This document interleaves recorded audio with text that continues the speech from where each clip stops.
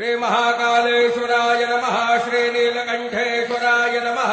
श्री कालभैरवाय नमो नमः। यं यं यं यक्षरूपं दशदिशि वदनां भूमिकम्पायमानां